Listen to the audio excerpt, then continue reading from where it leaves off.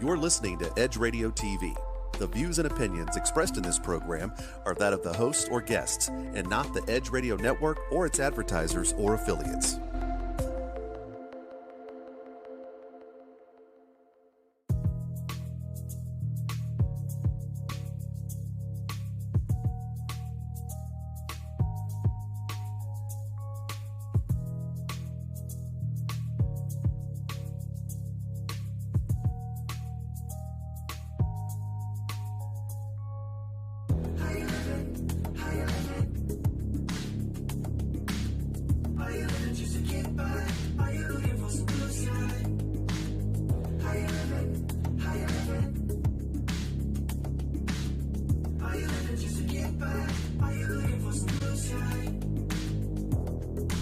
Hey, happy Monday, everybody. Welcome to How You Livin' on Edge Radio TV. Hope everyone had a great weekend. My name is Robin B. And hey, Dr. Kiva. Hey, how's it going? All right, how are you? I am good. How was your weekend? Don't ask. Don't ask. It was busy. I did get a little bit of gardening in, but for the most part, it was a working weekend. It was a lot. And I'm paying the price today. But yeah, we're going to talk about that, right? Yeah, we're going to talk about. Get us a guest on to teach me how to go Zen. Exactly. Yeah. So we're looking for anybody who can Zen help masters. Zen. Give us a call, and we will have you on to help Robin and most of us to be able to self-care. That's to be one able of my to biggest kind of issues. Pull back and at least have a day where you can unplug from everything. That is definitely and for my gardening biggest challenge. is really that gardening thing for is my you. favorite thing. And then what happens, it got real hot. So I got irritated. Right? But I got some in, so that helped. I've got to learn how to embrace the heat the same way I try to embrace the cold. So, I'm a summer girl. So when it's cold, you're like, I hate it's the cold. too cold. I hate the cold. I'm from Boston. I don't like the cold. Ain't that crazy? And then when it gets too hot, it's too hot. I was miserable. I'm from Boston. I don't like the heat. You're right. But you know what? You have a point. But I always say I'd rather sweat than freeze. I'd rather be hot than cold. I don't know. When it hits 100 degrees, I don't know. Yeah, that's I'll a different let you story. have that one. You made me cuss. Right. Yeah, we're not looking for 100-degree weather at all. Not in the least bit. How was your weekend? Did you work all weekend?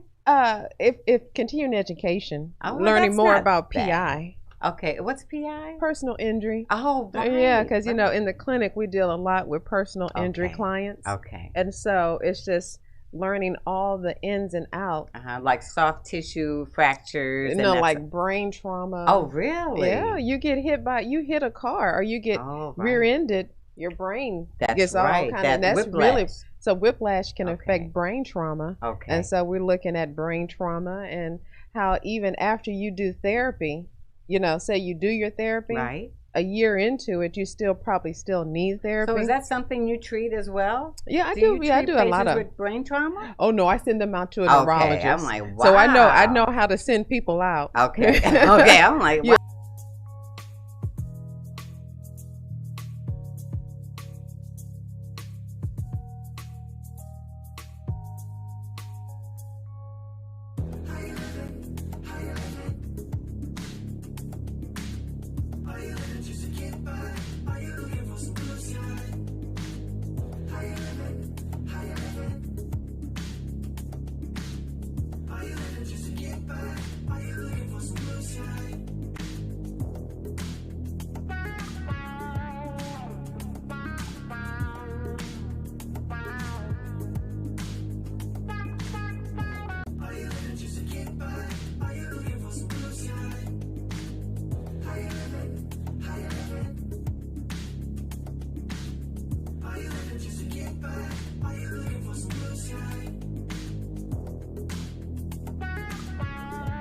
We're back with Mr. Ezra Spear, and he's talking all things financial today. And we're still on the subject of PPP loans because there's a short window left, right? That is correct. Okay, so when is the deadline? Right now, it's May 31st.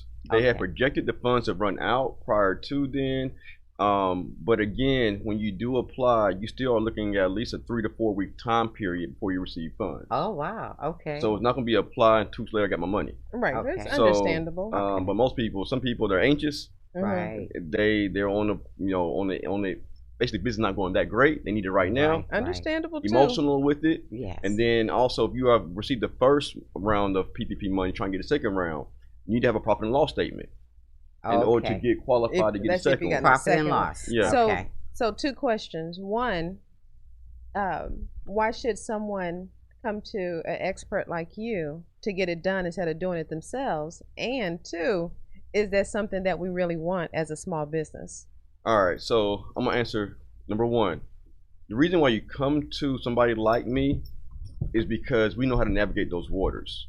Because I've had people who have tried to do it themselves, and I encourage everybody, do it yourself. Right. Don't pay anybody. But if you don't know what you're doing, especially if you know your book's not in order, you're gonna need help. Okay. And not everybody reading comprehension is not everybody's skill set. And financial terminology is like going to a doctor. If I go see you by my back, I just know it hurts. Right. So that's it. That's all I got for you. Right. You know what I'm saying? So I can't really self-diagnose or medicate myself. I don't want to OD. That's a and good you don't point. want to be in bankruptcy with me. That's a good point. I don't malpractice to know my name. Exactly. So it's a situation where it's like going to a specialist. Exactly. Basically. Okay. And we help cut down that time, because if you do it wrong, you're gonna be, not getting any money. A lot of people who try to do it themselves didn't get any money. Yeah, and especially with the deadline. And that follow-up, that constant follow-up with SBA is a pain in the butt, right? It is, and the whole time, it used to be short, but SBA now, they're open 7 days a week. Okay. 7, even Sunday. I had clients calling me yesterday. They was trying to call me yesterday. I'm like, look, man, you call SBA. They're open right now. I had no idea. They're open 7, so they're doing everything they can to help right now. They can. They're really trying to help recover. So, but is there something that we should do ultimately? Right. Now, going back to that question, and I'm going to ask the audience, when you sit down there and really think about your situation, are you trying to, what I call, maintain your business and provide for payroll purposes? Because that loan is for really payroll. They have made exceptions to include different things to get it forgiving. Or are you trying to scale your business or try to take a real bigger line item expenses? Because that loan is based on how much money you pay in payroll. Right. So it's not designed to really give you that extra cushion for your business to really grow your business. Right. Okay. Now the other loan, the EIDL loan, has more leeway with it and a higher dollar amount, but it also is credit based. Okay. Oh, I didn't realize that. Yes, it was credit based. So if you have good credit, you're ahead. It's not even good credit. You just gotta be decent credit. I mean, the credit score is a 570. Okay. Oh, okay. Well, but now here's the thing, though. With the PPP, some people do get loan forgiveness. That's right. That's the now difference, with the other one, is there even a program for loan forgiveness? It's no, but you must understand what loan forgiveness means. Okay. Well, loan forgiveness means you are paying payroll taxes. Okay. So you still got to pay the taxes. Exactly. So part of the forgiveness process, that loan was designed to keep people from being on unemployment. Right. To the verification shows that even if you go get, whatever payroll services you want to use, you're not paying for no endorsements. I don't want to name any right now. So, but they have to pay payroll taxes. Okay. So let's say you have 10 employees, yourself included, and you're paying payroll tax for 10 people. Give or take a quarter of taxes could be like $30,000. Right. So are you really gonna cut that check for $30,000? Okay, right. Okay, but you don't have to pay the other part of the loan with the loan forgiveness. You don't have to pay what you've paid them as far as their salaries. Their salaries. Yes. But you just still have to be responsible for the taxes. That's correct. Okay. And compared most people to all of it though, they sound like that's no. still You understand? Human nature. Okay. I'm not paying them $30,000. So I'm gonna keep my money in my pocket and then go try to get forgiveness. Right. Don't go well. You didn't follow the process. Right. So you need to already put that money aside for taxes. Exactly. Right. And then get the forgiveness. Just like being self-employed, you got to pay your own taxes and you got to be really disciplined. Exactly. So, and it's all right. Human nature, like you human said. Nature, yeah. Yeah. And I think a lot of people, when they hear forgiveness, they're not really thinking. Understanding the process. Right. They're thinking, okay, that's free money. That's free money. Exactly. So forgiveness seems, okay, I use it for payroll. But keep in mind, 1099 employees are not employees. Right. You must be on payroll. Right. So 1099 is not an employee. Correct. Right. So and that's another thing people not understanding. Okay. So you give them a 1099, they're not an employee, but you're still responsible for that money for those taxes. Exactly. And then they're responsible again for their taxes. Exactly. So 1099 doesn't even count. Okay. So So the EIDL loan is your preference? It is my personal preference. Okay. Let me tell you why. Okay, and let's say what it stands for. EIDL. Don't even get people confused. Okay. I'm gonna keep it simple. Okay. I'm gonna keep it real simple. No pun. Disaster loan recovery. Yes. EIDL. They go to Google. It's easier. Yeah. So keep it simple. Keep it simple. Okay. The reason why I like that loan so much more. One, it does not end until December 31st. Oh. 2021. Okay. All year. Mm-hmm. Number one. Number two. 570 minimum credit score. So if you don't have good credit right now, you have 7 months to get it fixed. Right. Okay. Mm-hmm. If you have started your business prior to February 15, 2020, you qualify. Okay. Okay. You don't need to submit a tax return. PPP loan, you have to have a tax return. Okay. Now you still need to have done your taxes. Okay. But you don't need that to submit to get the loan. But you do need a tax ID, right? EIN number. Yeah, EIN number. Yeah. But let me explain why. Okay. All right. So say you're sole proprietorship. You're doing everything on your social security number. Mm-hmm. Say you have an EIN number. Right. You both go get the loan. Right. Okay. Because it's a business loan. Right. It's going to report to your business credit report. Okay. You have a social security number. Mm-hmm. So say you don't have a house, you're going to buy a house. But then you got a loan from the SBA and your social security number. Right. That debt to income ratio you have is way higher. Yes. Than what she has over here. Okay. Because yes, she has a loan, but it's not on her personal credit report. Okay. Yours would be. Right. Okay. So that's good information. Okay. And that's why you need the EIN number. Okay. So say you're like, well, yes, I'm a sole proprietorship. The only salary I'm doing is for self, because I think sole proprietors can also do PPP loans. That's correct. And so that person automatically knows, well, I'm going to have to pay taxes, but I only have to pay taxes on myself. I don't have to pay taxes for the group, basically. Correct. So you still say that other loan is still better for that person also? Yes, because what are you doing with the money? All right, it's 20. If you can go through all the hassle and wait in 3 weeks or 4 weeks to get the money, the same timelines for the bigger dollar amount, right? Right. So what are you trying to do? Are you just trying to pay payroll? Because that money's going to be gone in 2 months. Right. Are you going to try to do something really for your business? Right. Mm-hmm.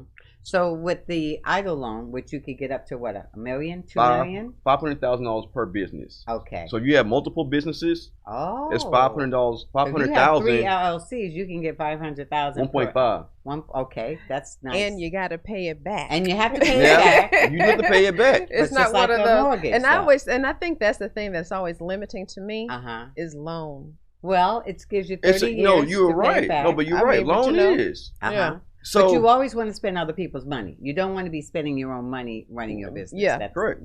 It's the fact of paying it back. Yeah. But you understand something like this too. What is your business about? Making money? Right.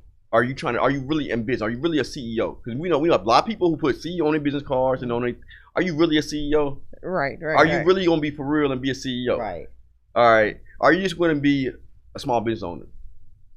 There's nothing wrong with both. And CEOs talk about that is good. So do you also counsel? I do. You counsel those that you said are financial scared. consultant, right? When you said first thing was financial consultant. And this is a workbook. Where's my book? Yeah. This is a beautiful workbook. Yeah, I need a workbook. Now let me tell you about this book. Yeah, this every is awesome. word was written by me.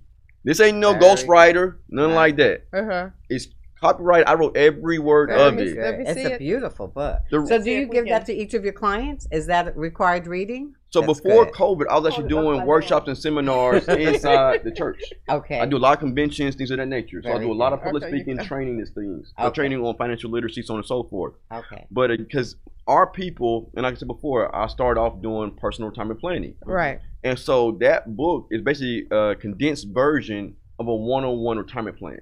Okay. It's every question I was asked for like 7 years. Great. In one book. Because it was just repetitive. But I'm like, you know what? There's the meat and potatoes behind it, the passion behind it, because I did it designed based on my daughter's life. Okay. Nobody told me as a child, what should I do? Right. So I really mapped it out in the introduction. My daughter was born right at, I think, 2011. Okay. And I wrote it all the way out to her retirement. Right. That's the design of that book. So that is a gift for parents everywhere. That's pretty awesome. That's a gift of love for sure. Yeah, it really is. Well, let's take a little short break so we can make sure to get all your information and see if we have any audience questions or any Facebook questions, because it's a lot. It is a lot. And I would definitely suggest you get in contact if you're anything like me, who's fearful of loans and need to think big outside the box. Yeah. That's the man. He's gonna definitely. He is the man for sure. Listen, I'm scared too, but being broke, is scary. I'm so terrified. I can't be scared and broke. Not scared and broke. Gotta pick one. Pick one. So let's take a little short break and join us and come right back.